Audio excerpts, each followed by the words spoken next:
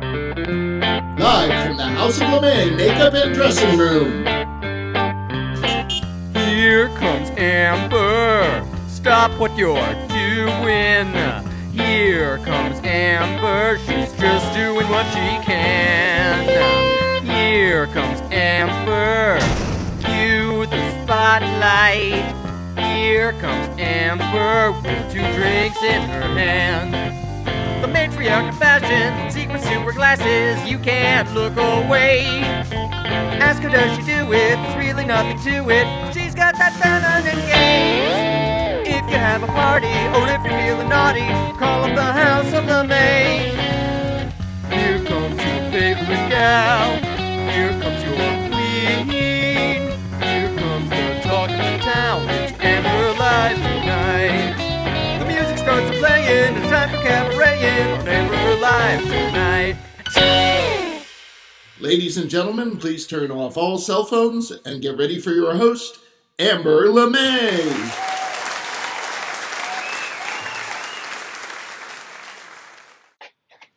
Hello, and welcome on this chilly Sunday night here in Burlington, Vermont. But we've got a great show for you lined up. And to help us get it started tonight, I'm sorry. You know what you need to do first before we get started? You need to like, share, and subscribe. Silly me. I'm just so excited about tonight's show. But you want to get that out of the way first, all right? Make sure you do it. All right? So now let's bring in Russell to talk about the show. Hey, Amber, how are you tonight? Oh, I'm doing fine, Russell. I'm just really excited about tonight's show. And cold, too, apparently. Yes. So, Russell, I know we have some new viewers tonight, so tell them what's the best way to watch the show. Okay, the best way to watch the show is on YouTube. And that's because on YouTube, Amber comes in full HD, and a lot of people are over on YouTube watching, so you can join the chat there and talk with all your friends. So go to youtube.com/AmberLive for that. And we want to remind you about our TikTok channel and our Instagram and also our website and all the other places you can find Amber Live and Amber Live material, because we have a variety of things, some that are in the show and some that aren't in the show. And so if you go to the different sites, you'll find different things. So yes. So you want, and it's great to go on that YouTube channel because you can see the past episodes. You can just scroll through and just, if you missed, I missed that one, or oh boy, that was really good, I want to watch that again. It's right there for you. Make sure you like it too. All 91 of the past episodes. Oh my God! Make sure you like them when you're there too. Give us a thumbs up and leave a comment too. We always like to see those. So please go ahead. All right. Let's see what do you want to talk about now, Russell? My favorite thing, the bustiers. Yes. And as you remember, I've cleared the slate to start over this year. Shoot. We got our first bustier, Cleo Rorex, who is one of our past guests and a wonderful woman. And you can help us out and become a bustier yourself using Venmo at RJDPro. Or you can go to the Amber Live website at amberlive.tv and look for the Support Amber Live button if you'd like to use a credit card to help us out. And if you give $25 or more, you'll get an Amber Live sticker with the logo. If you give $100 more, you get a sticker and a magnet. And for $200 or more, I will send you a sticker, a magnet, and a mug with the beautiful Amber Live logo on it. And all of that help from all of you is really needed. It helps us pay the bills here, helps us keep the stream streaming so that you can see Amber and all of her friends. So remember, that's Venmo at RJDPro, and we're going to be bringing you some great guests and some great segments and lots of Peen and some Pass the Tea. There's a little bit of everything this season. Every week. And if you recall, just 2 weeks ago, that list was all full of people from all over the country who had donated to Amber Live during our first 2 years. So now we're starting new, so fresh start. So come on in and join us. We'd love that. Yes, and thank you to everyone who does help us out. Yes. All right, so Russell, tell us about tonight's guest and tonight's show. Oh, tonight's guest. Well, we've seen a little bit of this guest already this season, but we're doing a full interview with her tonight, and it's Maureen Van Zandt. who is, I think, best known for her 6 years on The Sopranos, which is amazing. But she's spent time on Broadway. She's done movies. She's married to Steve Van Zandt, who is in Bruce Springsteen's E Street Band. So, I mean, it's an amazing, amazing guest and an amazing story. And our friend Brad Forenza will be back for a segment as well. So you'll get to see him again talking about his show. And that's the part of the show that you may have seen before, but the rest of the interview is all brand new and quite interesting. It really, really is. All right. So let's get on with it. Okay, Russell? All right. Have a great show.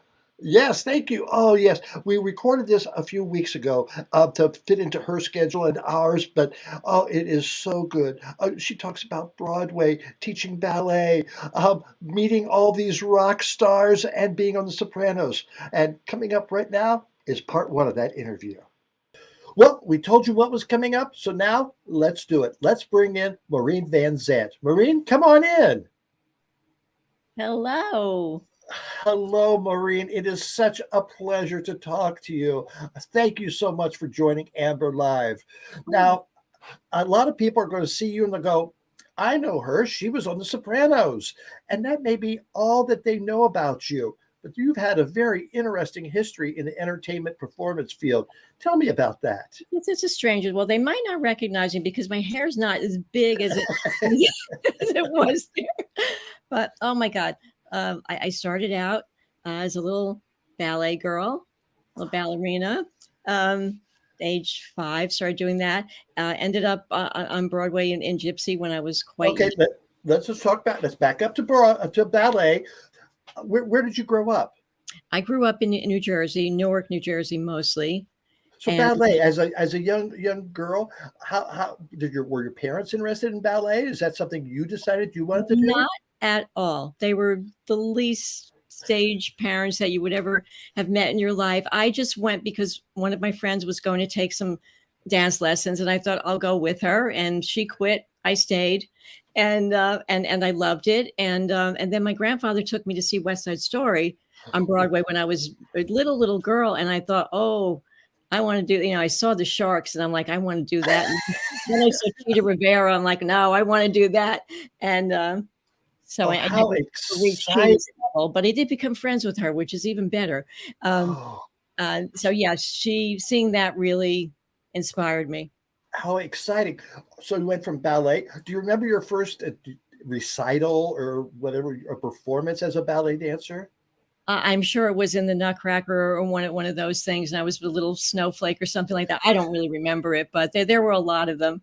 And it was very, very challenging because most of the ballet girls wanted to just only do that, but I wanted to have a whole other life. And I was a very rock and roll girl when I got into my teens. So it was kind of hard balancing the two things, but I wanted to do it because I didn't want to miss out on anything.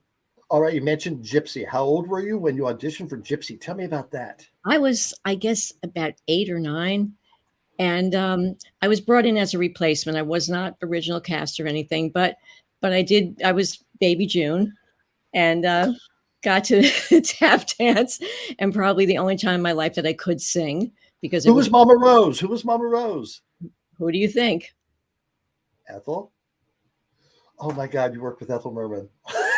And I thought she was this big giant person. She was actually this little teeny woman, but she was so big and terrifying in a way. Yeah, it was fun. And again, I don't have that many clear memories about it, but I remember that I was very, very much in awe. How many years were you in Gypsy? Oh, very, very, very short time.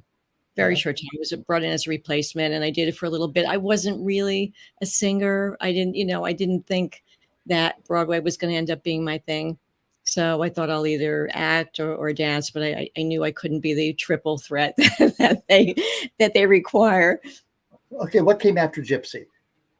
Let's see. After that, I guess continued my ballet studies and just was sort of a regular girl. And then when I was about 18, I ended up in Hair on Broadway. Again, not original cast, but one of the tribe members. Again, not a singer, so I was a dancer and kind of hippie. Naked? Did you hang get naked?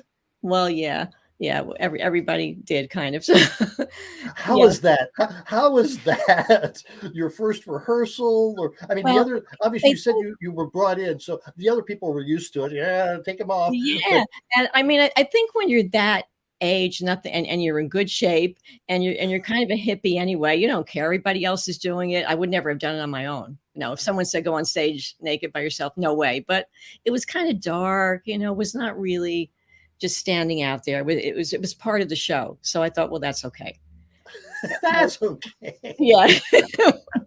I don't think my father thought that, but it was it was okay. It just I think at that time it was the late 60s. Everybody was very free spirited and thought it was a cool thing to do. So now I couldn't do it and wouldn't do it, but I saw a great picture the other day of teenage girls in this, like in 1963, with their bouffant hair and everything, yeah.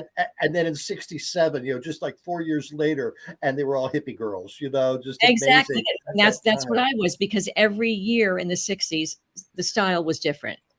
And that's what was so cool about it, really. That was like a great costume party. Every year you go, okay, now I'm going to wear the fringy things. Now I'm going to wear the glitter glam things. Now I'm going to wear my cute little mod mini dress. So it was fun. It was a great time to grow up, I think. Now, during that time in hair, did you meet anyone who eventually became a big star like you? Well, well, at the time, I think Melba Moore was in hair. I mean, there were people that would come to see the show that were celebrities, but I was really into hanging out with rock and roll people. So I used to go around the corner and hang out at a club called Steve Paul's Scene. And that was, the hangout of Jimi Hendrix and, Janis Joplin, all those, anybody who came to town to do a rock show and was a big rock star would end up hanging out there. So that's where I got to meet a lot of those people. And, some I still know and talk to, the ones that have still, that have survived it. Yes. Ones that are as ancient as I am. Yeah, there's still a few of us around. After hair, what came in after hair? Then I joined a ballet company. I danced with the New Jersey Ballet, and I danced with American Ballet Theater. So I did that. I didn't do any acting, but I continued to study acting because I thought it would help me with dance performances. So I did that. I did Phantom of the Opera for a very short time. Again, my ballet teacher was a ballet mistress, brought me in when people got injured. So I didn't do it all the time. So it was kind of a little part-time gig. So really all the rest of the time I danced. I started studying acting seriously again. And then when I stopped dancing, I formed a theater company, and I started producing plays and acting in plays, and that's kind of what I've done, and I've taught ballet. I currently teach acting. So who did you take your acting lessons from? I studied with Herbert Berghoff. I studied with Stella Adler. Oh, you couldn't find anybody good, huh? Yeah, no, I just went to the rejects. I mean, it's just that it was the timing. Those were the people that were teaching then. And, I don't think there's been an equivalent since. I mean, I'm not really going to acting classes, but those were the legends. And I was lucky. I studied with a number of different teachers, Michael Beckett, Sam Groom, Elizabeth Wilson. Yeah. And it was interesting because I got different things from all of them. And it was just great to watch them, because some of them were just performers in there. I mean, Stella Adler would come into the room like the biggest star on earth. So no one could ever compare to her. But I was lucky. I love how you just said, yep, I was in hair. Yeah, I was in Gypsy with Ethel. Yeah, that is so many years ago. Yes. All right. So let's zoom up into the well, what year was The Sopranos? What year did that start? I think they shot the first episode in 1999, but I didn't come on the show until the second season. So it was probably about 2000, I guess, the next year. And how did you get that part? Well, my husband plays Silvio Dante on the show. And he had a wife in the first season, and they didn't want to continue with that actress. She really didn't have that much to do, so I don't think that she was very visible. And I was at the wrap party for the first season, and the casting person, Georgianne Walken, came up to me and said, "Would you like to come and audition to play his wife?" And I was like, "No way, that's too weird."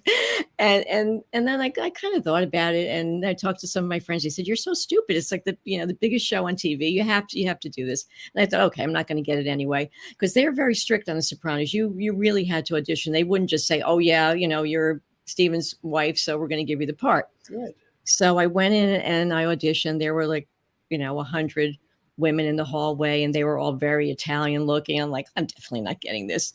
So I kind of went in and I had fun. And then they called me the next day and said it was down to 4 people, and I was one of them. And I go in there, and there's a very famous soap opera star there. And I'm like, oh, I'm definitely not getting it. So again, normally I'd be totally freaked out and nervous about an audition, but I just didn't think that I would be in the running. So I had to go up in front of the entire cast and crew of not the cast, but the crew of the show. And it was very daunting for me. It was a very strange experience. And, did a scene, and then I got the part, and no one was more shocked than I was. And who did you model your character after? Well, I grew up in Newark, New Jersey, and I grew up among those people who are the type of people who are on Sopranos. So I had a lot of models, my aunts, my mother, my sister. So I kind of played my sister a little bit. Does she know that? I think I might have told her, or if she watched it, I think she would figure it out. I think a lot of my language, the way I spoke, and the clothing, I used to give it to her after we finished for the season, because they would give us our wardrobe, and I'd say, "Here, I got a whole ton of clothing for you that I'm not going to wear," and she'd be like, "Oh, this is fantastic." So yeah. Had you done TV before The Sopranos? No. Wow. That, and my first scene was with Edie Falco, and it was a big long scene, which of course got cut to death, as everything does on TV. But I'm thinking, like, what the hell? I'm on set. I'm like, what the hell am I doing here? And I said to Edie, this is my first TV job. And she said, nobody has to know. And she was great. And, we did the scene, and baptism by fire. And it was okay. I was always nervous. So it was very strange to me, because I had always been on stage. So to be in a room with cameras and lights and people all around, it was really difficult for me. So what did your husband, what encouragement did he give you, or did he give you any guidance? Well, I just think there was a certain comfort in his having been there. So I had already met a lot of the actors. So I didn't come in a total stranger. But truthfully, we weren't in that many scenes together.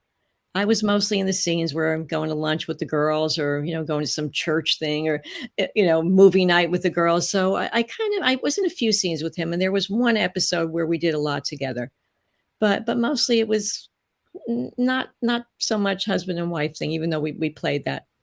But it was fun. It was interesting to try to have to relate to him in a whole different way.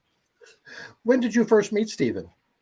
I met him in 1975 at the Bottom Line Club, when Bruce Springsteen and the E Street Band did their shows that kind of put him on the map. They did, I think, 15 shows or 10 shows in a row, and people were talking about this guy, Bruce Springsteen. And I'm like, who the hell is that? And my friend said to me, you got to come to the show. I'm like, no, I'm not interested.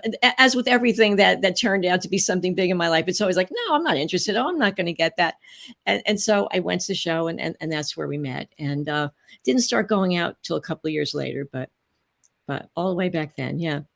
And you've been together how many years?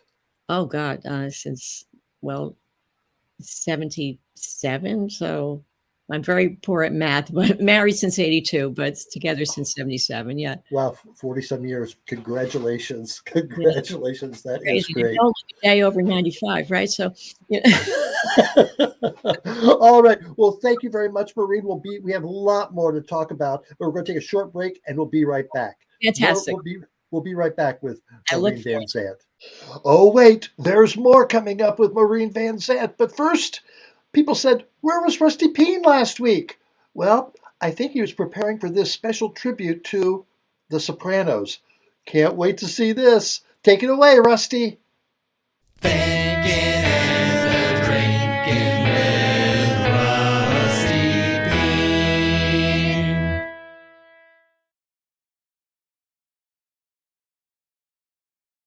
So Rusty, do you have any dreams? Do you dream at night? No, I drink too much, bud. Yeah. Don't remember your shit. Morning, every day I wake up, it's like a fucking etch sketch, bud. Don't remember shit. Yeah, that's too bad. Stay hydrated, stay in the shade, stay safe, stay cool, stay. Do you have any dreams? Do you dream at night? Sup, dude? This here's Rusty Peen from the Beaver Pond Guns and Tackle Society, former president of the Beaver Pond Guns and Tackle Society, and their mission is to arm more drag queens because a loaded drag queen is a safe drag queen. Dude, y'all have pushed the Peen too far, and it's high time I be getting out of this one-horse town. Dude, I taught Craig how to talk good. I solved that troll problem by drop-kicking the fucker in the fucking throat, dude. Dude, Ma Peen says I'm a drunken peen all the time, ain't never gonna do nothing with my life. Well, I won that Golden Cootie Award, didn't I? Dude, it's time that I sell my gun, quit being president, and get out of town. I'm going to New York and seeing Russell and Jock and making it in a big city. Kiss my ass, fucking dirtmouth college.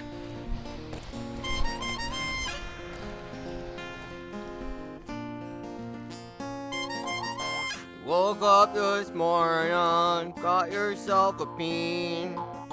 Mama always said you'd be the dirtbag dream. She said, you're from Milton, you were born to shine, but you were born on a bad sign with a blue moon in your eyes. Dude, you woke up this morning, all your love is gone. Papa P never told you about right and wrong. He said, drop kick that fucker in the fucking throat, dude.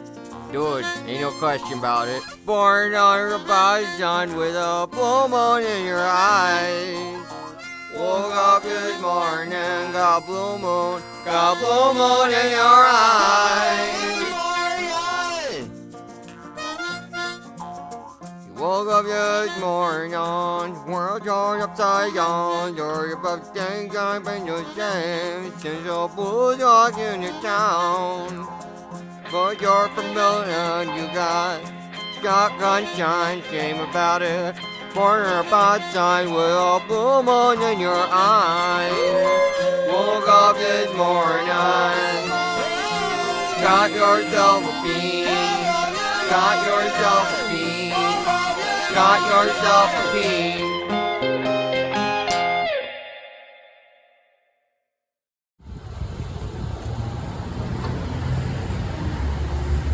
Hey, Rusty! We're here! Rusty, you never cease to amuse me. Thank you so much, Rusty Peen. Now let's get back to Maureen Van Zandt. And this is the one where you're going to see Brad, who we interviewed a couple of weeks ago, and how we got in to interview Maureen Van Zandt. So here's part 2 now. All right, we've got more to talk to Maureen Van Zandt about post-Sopranos. So come back in, Maureen. Right. Welcome back. Okay, so how many years were you on The Sopranos? I was on from the second season through the last, which it was, they called it 6th season, but it was sort of really 7 because they split it up. So I was on the whole way through from season 2. Now, what did you think about the prequel movie that was out recently? Oh, I really, really enjoyed it. I thought it was a lot of fun. And David Chase, the creator of Sopranos, who of course wrote it, is one of my dearest friends. And so I knew all about it from the inception. And so it was always exciting. You know, I saw different versions of it before the end version came out. And I just thought it was a lot of fun. I think, the cast was wonderful. And it was interesting to, to see what happened before. And I just really, really enjoyed it.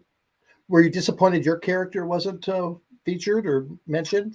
Well, I don't know how strictly they kept to the backstory of my character, but my character was supposed to have met Silvio when she was older, when they were both older. She was supposedly an ex-showgirl.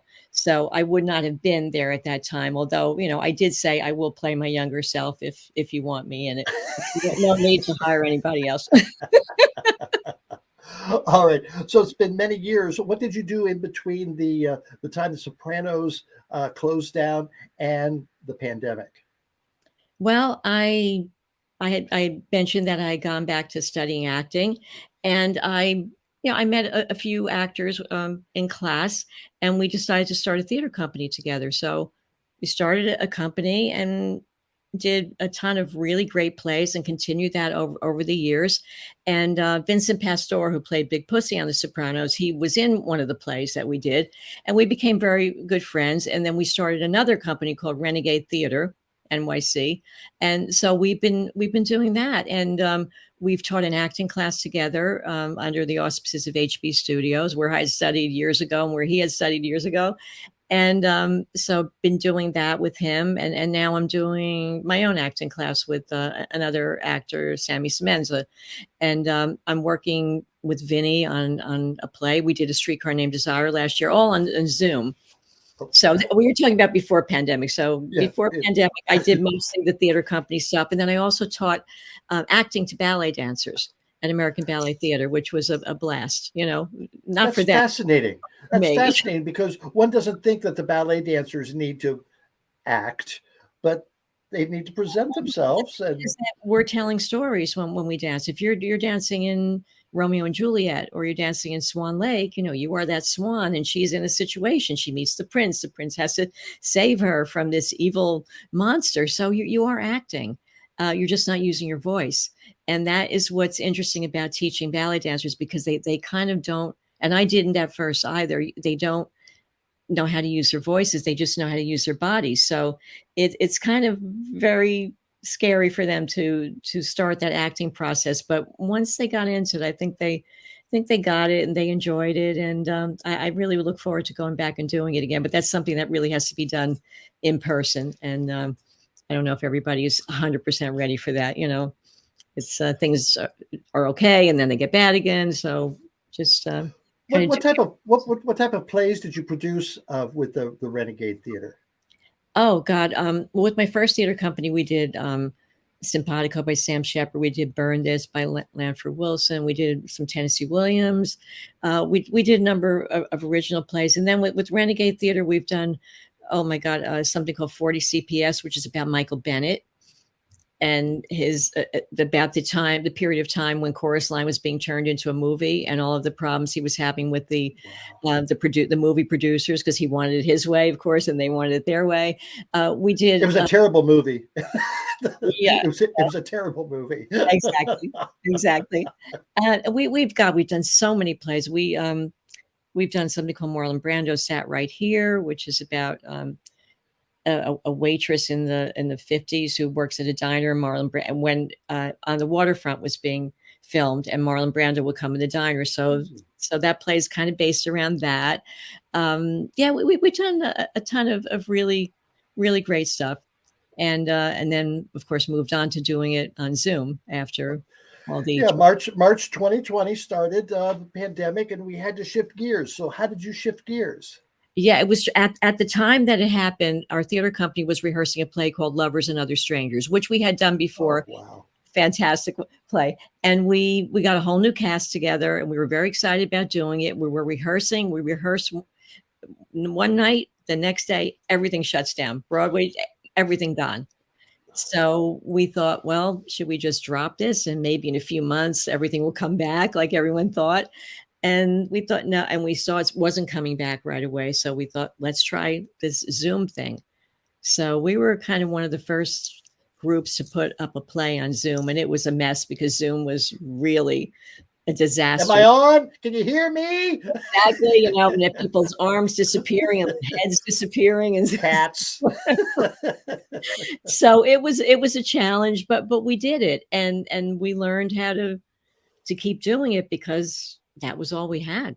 That's all we had, and that's how this show started as well. Now, exactly. One of the projects you've been working on is Around the Sun.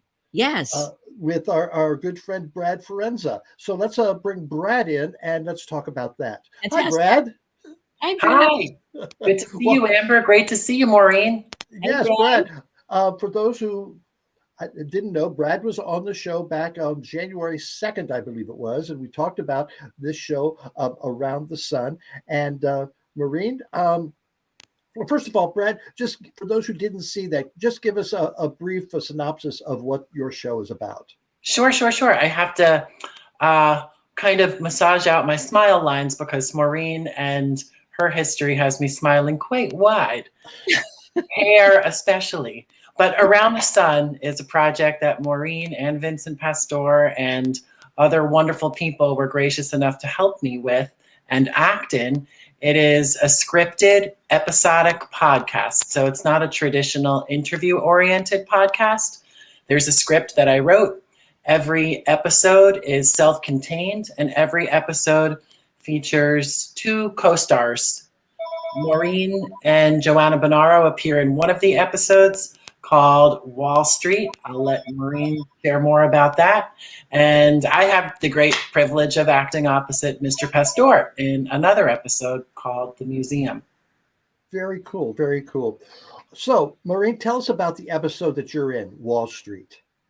Well, I guess I can't really give it away, Brad, right? But it's just it's a very unusual episode of two women who know each other.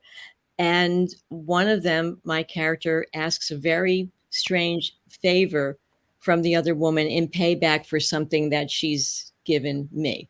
Is that?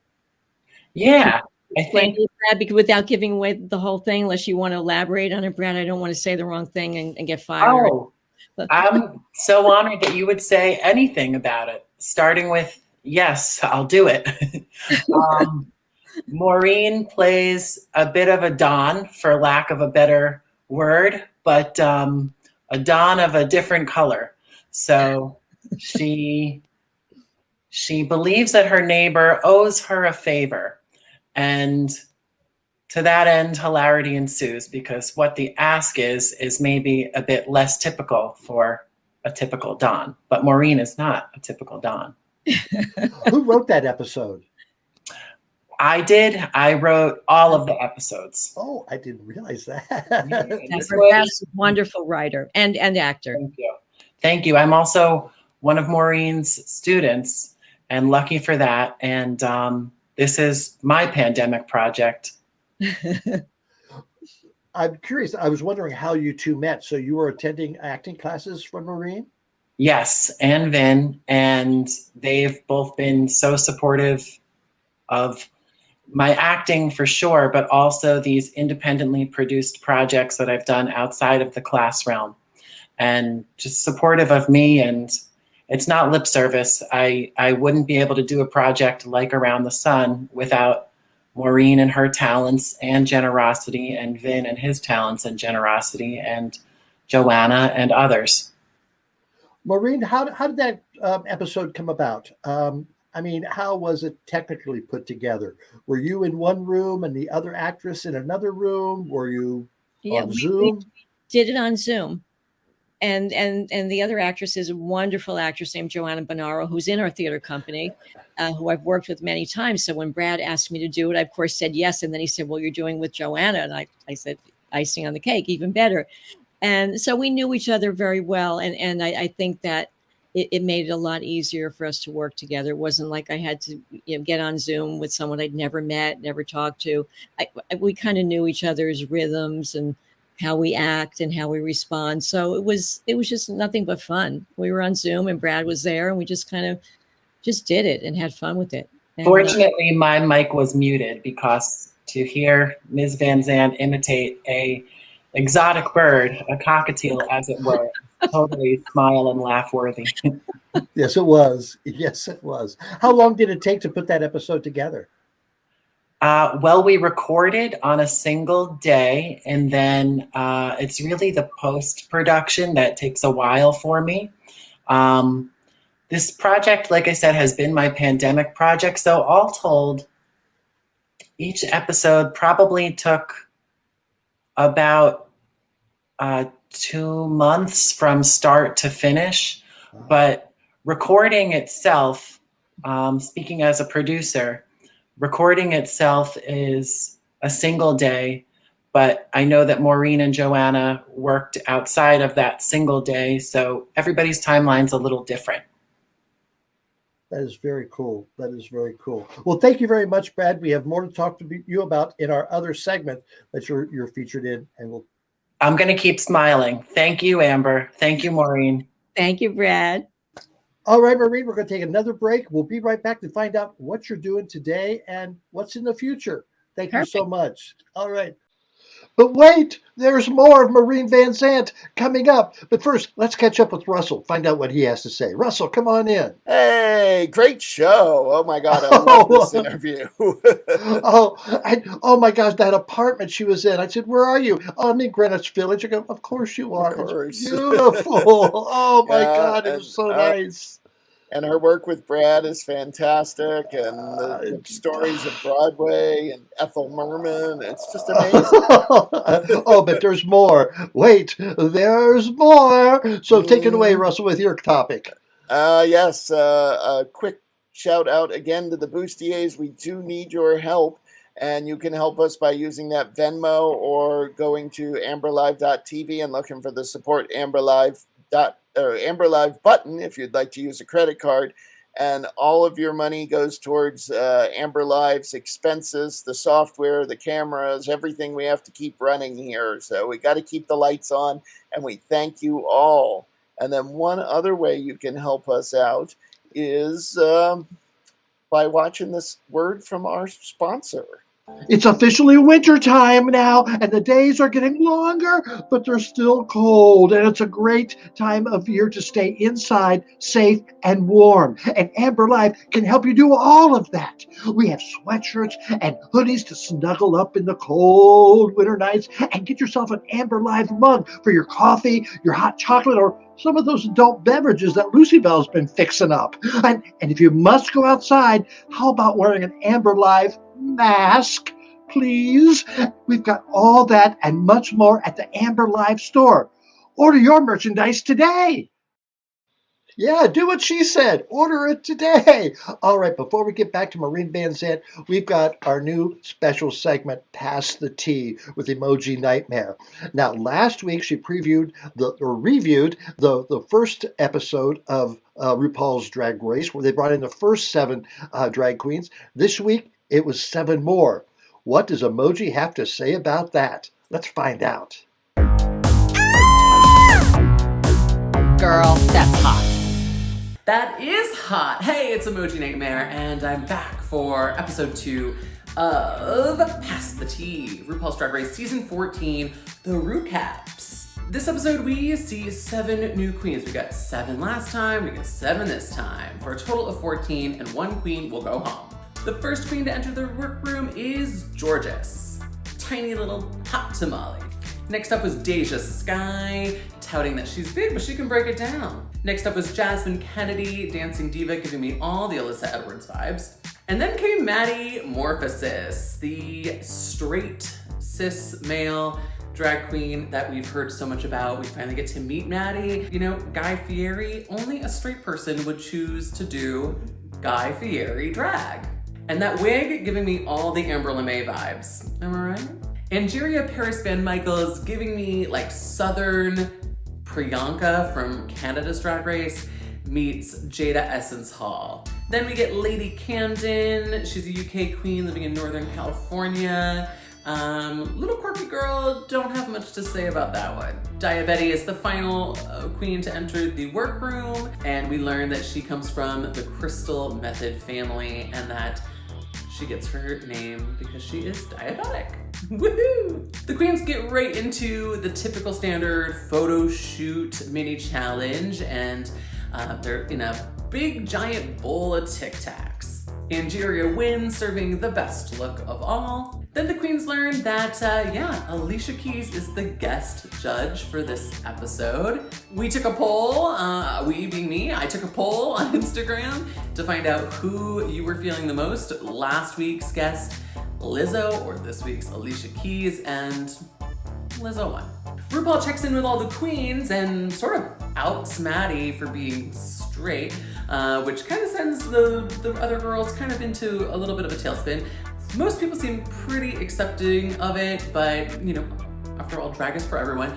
But what I didn't really love was Maddie's like, poor me, I'm straight, I'm just looking for acceptance sort of speech. I get it, but at the same time, I don't. Rue asks all the queens what their big talent will be for part 2 of the CNT talent show. And we learned a lot of the queens are just gonna lip sync, which is kind of what a lot of queens do these days. It's not anything too mind-blowing. My tops for the talent show, I thought that Jasmine did a really good job with her back springs into flips into splits. I'm always wowed by queens who can dance because I certainly can. I actually really liked Maddie's electric guitar. I think it was just a little different, and I thought it was, you know, while RuPaul didn't quite love it, and we'll get to that, I thought it was something different that we haven't seen before. I don't know, maybe it's the Burlington in me, right? Like just a, you know, a drag queen playing guitar seems very Vermont. And I also really loved Angeria's song. While I didn't love the overproduced auto-tune chorus, I really did love the lyrics. It's perfect branding for a queen to come out and sing a song about themselves and do it all while dancing and performing the house down boots. On the runway, I, again, liked Maddie. Did this Marie Antoinette, very inventive, something we haven't quite seen before. One thing I did not like about Maddie's outfit, and that the judges didn't say, or at least we didn't get it on the edit, were the flats. I know it was probably really hard for her to walk, contorting her body the way that she did, but I barely will excuse flats when we are performing on grass. Other runway looks that I liked, I loved Lady Camden's Peacock. I really liked Georges's, I just really loved that one. And Deja Sky, I really enjoyed her look as well. We find out right away that Camden and Georges are safe, and the winner is Angeria Paris. Jasmine Kennedy is then given the safety spot, and we learn the bottoms are Maddie Morphosis, Deja Sky, and Dia Betty. Dia Betty and Deja Sky are told they're lip syncing to Alicia Keys' Falling, and sadly, Dia Betty goes home. Every week, starting this week, I will be giving you my ranking, who I'm kind of seeing as my tops and my bottoms, and who's sort of falling in the middle for me. We will reveal any changes in the place and in the order each episode. What are your rankings? I want to know. Follow me on Instagram and interact with my polls that I will put on before and after the episodes air every Friday evening. I'm Emoji Nightmare, and that's it for me on this week's edition of Pass the Tea. Back to you, Amber. Thank you, Emoji. Can't wait for next week. All right, here it is, part 3 of our interview with Maureen Van Zandt. What a great interview so far. We have one more segment, finding out what's in the future for Maureen Van Zandt. Maureen, come back in. Hello. Thank you again so much. It's been a pleasure talking to you. Oh, All right. Fun. So you've done the podcast Around the Sun. You've done some acting lessons on Zoom. What are your current projects, and what's in the future for you? Okay, well, right now I think Zoom has become my life. I teach a weekly acting class through our theater company, which is called Renegade Theater NYC. You can check our website. Anyone interested in signing up for the classes or finding out about it. I am currently working on a play on Zoom called A View from the Bridge by Arthur Miller. Yeah. Beautiful play, and Vincent Pastore is directing it. So we just started working on that a few weeks ago. We did a full production of Streetcar Named Desire several months ago on Zoom, which was quite a challenge, but we had the actor who played Stanley Kowalski, Sammy Semenza, who also teaches the acting class with me. He's also an incredible editor and technical person, and he made this thing look almost like a movie on Zoom. So great job on that. So we did that. Now, are those available for anyone to see? I believe so, but I can't. It might be on our YouTube channel. Renegade Theater NYC. We also have a couple of really cool holiday video things. We did a rock and roll version of A Christmas Carol, so that's up there, and it's great. It's really fun. Again, a lot of Zoom glitches, but it's there. And working on View from the Bridge now. Working the acting class. I also do a podcast, which is called Generation Gap. And I co-host with a comedian named Josh Accardo. We've taken a little hiatus, but we're going to get back to that in January. So that's always a lot of fun. It's just sort of a pop culture broadcast, and hope to get back doing real plays and things.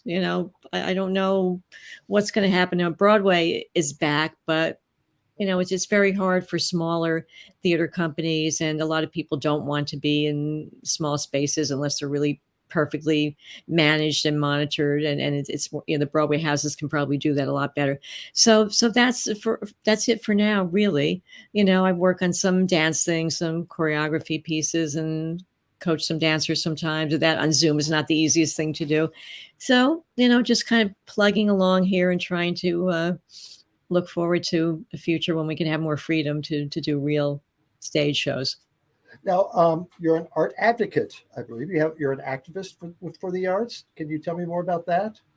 Well, I always have been. I've been involved in a couple of organizations that actually involve children in the arts. One of them is called the Rockit Academy, which it's an academy in New Jersey that teaches kids how to play instruments and sing, and mostly rock music. The guy who runs it was a rock musician.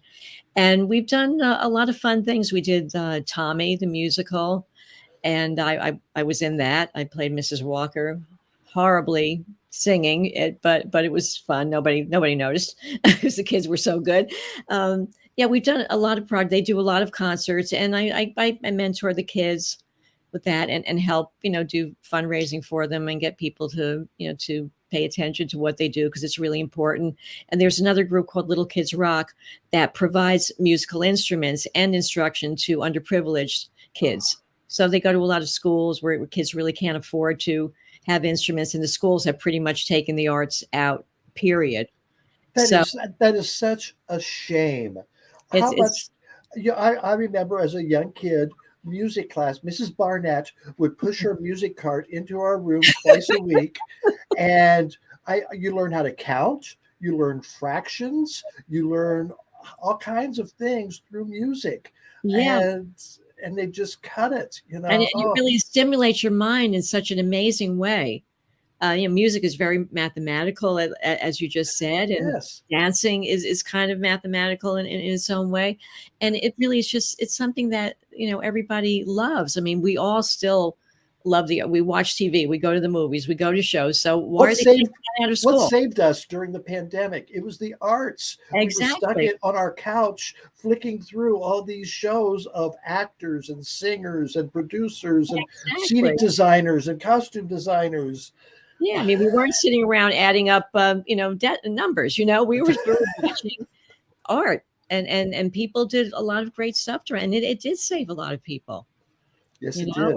We're stuck in our houses and we couldn't do anything else. So I think to not have that, in life is just really, it's tragic, and it's something that we need. I mean, it makes things more beautiful, or it shows the ugliness of life in a way that we might not have thought it to be. So it's really, really important. And it really, because like you said, when I was a kid, we did have arts in the school, and I see it's just gone. So I love that these programs really try to help bring that back. I love it when they talk about how it develops critical thinking as well, because you see these characters and you go, well, why are they thinking that way? Oh, that's an interesting way to think. Or why did they say that? And it gets you thinking in ways that you wouldn't think. Yeah. Exactly. My husband has a foundation called Teach Rock, and they developed a curriculum for schools of music history. And so it teaches about the music, but also they get a history lesson, because let's say they're talking about Sam Cooke, music from the 60s. Then they go back to civil rights movement and all the things that were happening at that time. And they could do it with any era. And they say to the kids, like, what are you listening to now? Oh, I'm listening to Beyonce. And then they sort of trace back, well, Beyonce was influenced by this person and this person. And so they teach you that everything has a history, and that there is a tradition and that gets passed forward, which is important with the arts, and I was a ballet dancer. That's the only way we ever learned it. It has to be passed forward from the generation before us. So it's the same with all of the arts, I think. So it's anybody that helps to keep that alive is really it's a hero to me, you know. We're starting 2022. We've had a rough past 2 years. Oh, yeah. What is your dream? What would you wish for everyone in the future? I just wish that everyone will have freedom, because I think we've been so restricted. I would love for us to just get out there and have fun and not have to worry about who's sneezing, who's coughing. Do I have to worry about, I just want people to feel that you can walk down the street and not have this heavy cloud hanging over your head. And that, and that it will also bring, gratitude and appreciation for what we didn't have.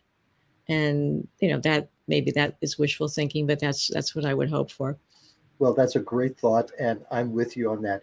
Thank you so much, Maureen Van Zandt. It has been such a pleasure to talk to you and to share ideas with you, and I wish you nothing but the best. Thank you so much. Thank you so much. It's been so much fun talking to you, and I wish you wonderful holidays and the happiest 2022 for you and for everybody.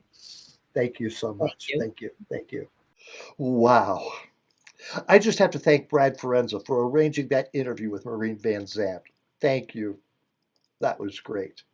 So, what's next? I've been wondering what's up in my attic, so I sent Duane Scott Cerny up there to find out. What did he find? What's in your attic?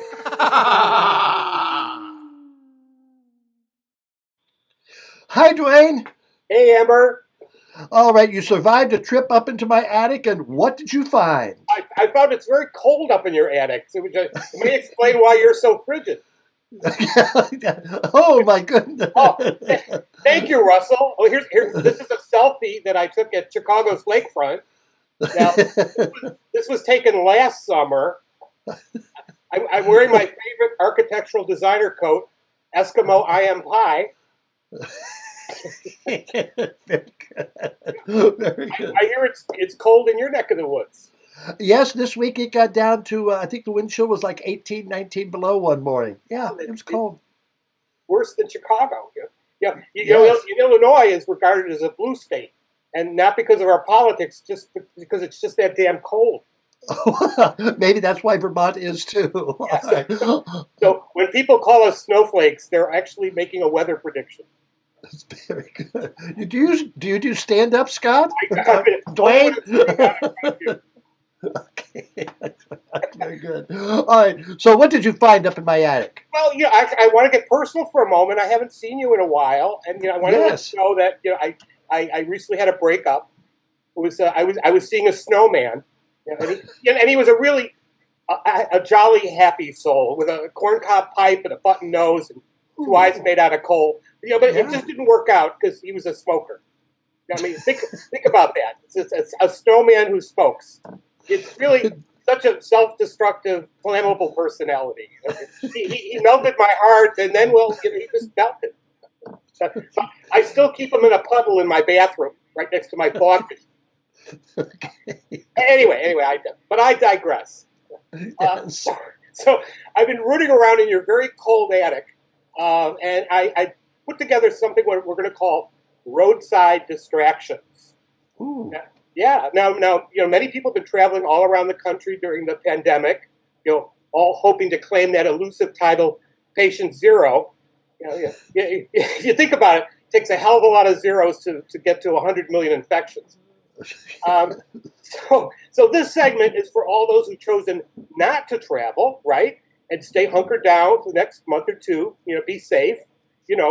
Ride out the plague like one of the horsemen in the apocalypse. So, Amber, I surveyed your attic, and I'm going to take you on a whirlwind tour of Americana at its very best, or in your attic, worst case scenarios. Yeah. Okay.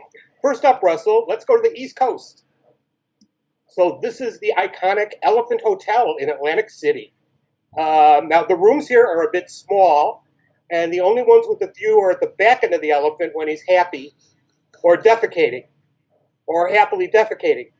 Now, a little known fact, this structure was actually once used as the national headquarters for the Pachydermological Society. I want you to say that fast 3 times because I can't. Pachydermological Society. Yeah, it's kind of fun. And when you think of an elephant, you think of soft skin. But I know I do. But now it's actually used as a Prevagen dispensary. I think. I'm not sure. I may have misremembered that. Prevagen. You may have. This tour just keeps going. Okay. Next up. Gardner, Massachusetts. This is the world's largest chair.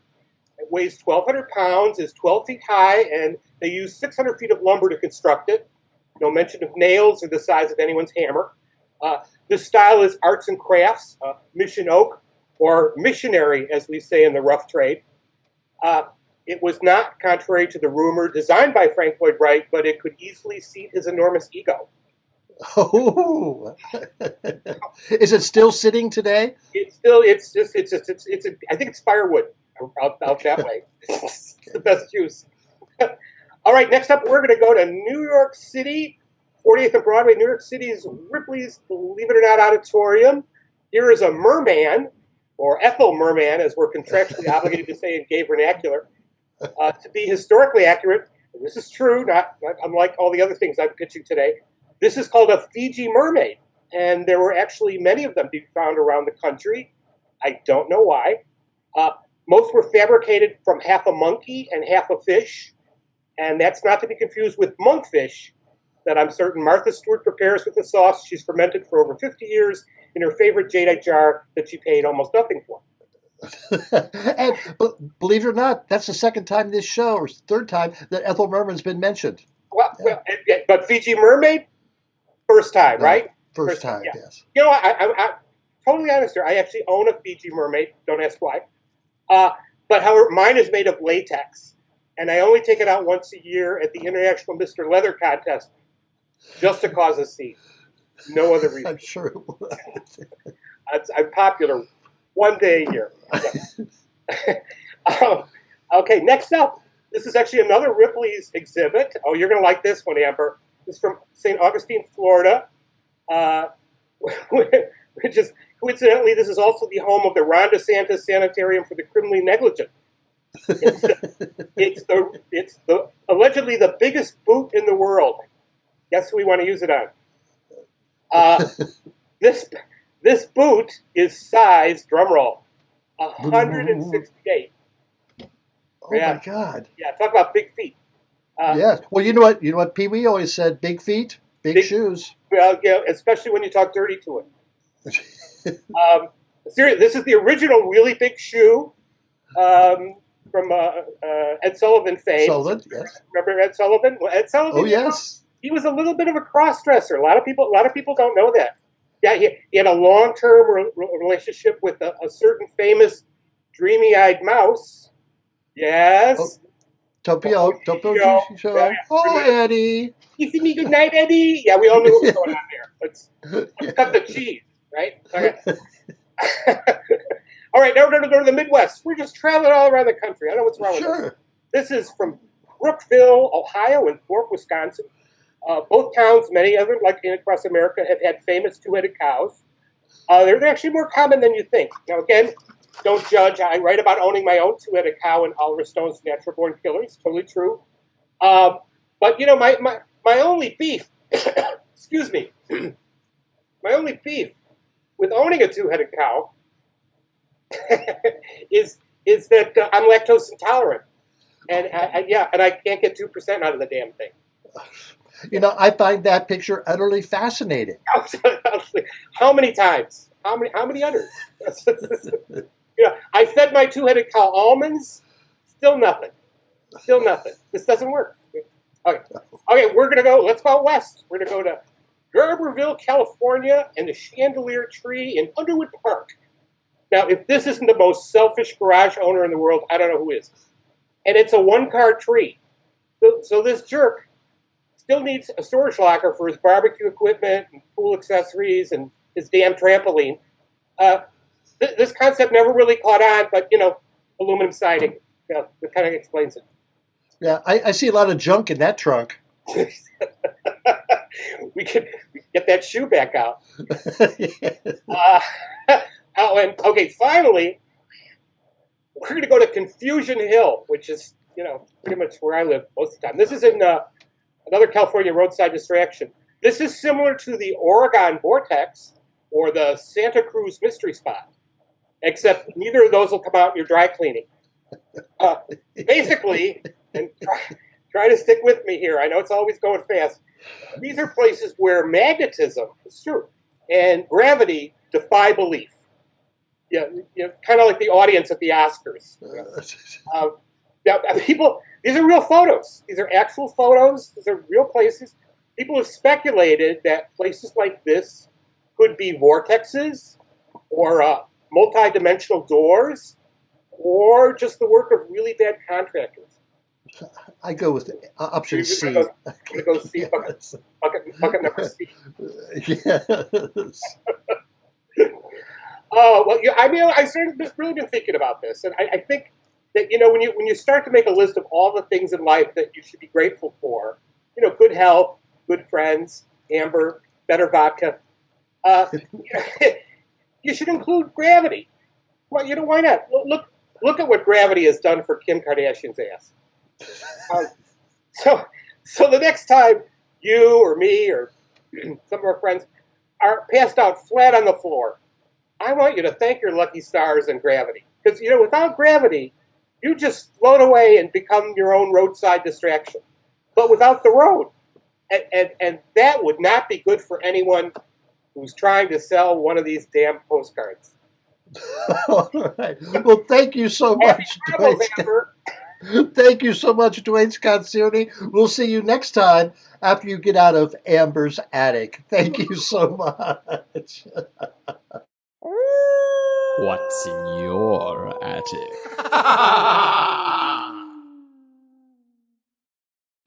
Yes, go online and order that book. All right. What can top him? Rocco. Let's bring in Rocco and find out what he's up to this week. Hey, this is Rocco, and I wanted to just butt in on this whole episode with Maureen Van Zandt because, hey, she's hot. But besides that, yeah, she was in The Sopranos. And you know how I know that? Besides watching the show and seeing her, I auditioned for The Sopranos. Now, mind you, I wasn't cast because they said, hey, you're not exactly like Italian enough. I was like, are you kidding me? But whatever, I digress, as they say. So, I want to discuss that ending. I know some of you are saying, hey, the ending has been discussed already. David Chase said that, Tony got whacked. Well, I have a different conclusion. Number one, if he did get whacked, who whacked him? I think it was the guy bringing the french fries. Could have been. Or, if you recall, Meadow was running in from the parking lot. Now, Meadow was described, pretty much as a bombshell because she was hot too. So I think when she was running in, she tripped and that bomb went off. And boom, everybody's dead. That's what I think happened. I could be wrong. Go figure. What the hell's going on with the lights? Thank you, Rocco. Rocco has his own fan club. Yes, he does, and it's well-deserved. Thank you so much for watching tonight. So as you proceed through January, stay warm, stay safe, get vaccinated, get boosted, wear your mask. Let's get out of this thing together, all right? Take care. See you next week. Bye-bye. That's one for the books. Yeah, well, that's one book that needs to be burned.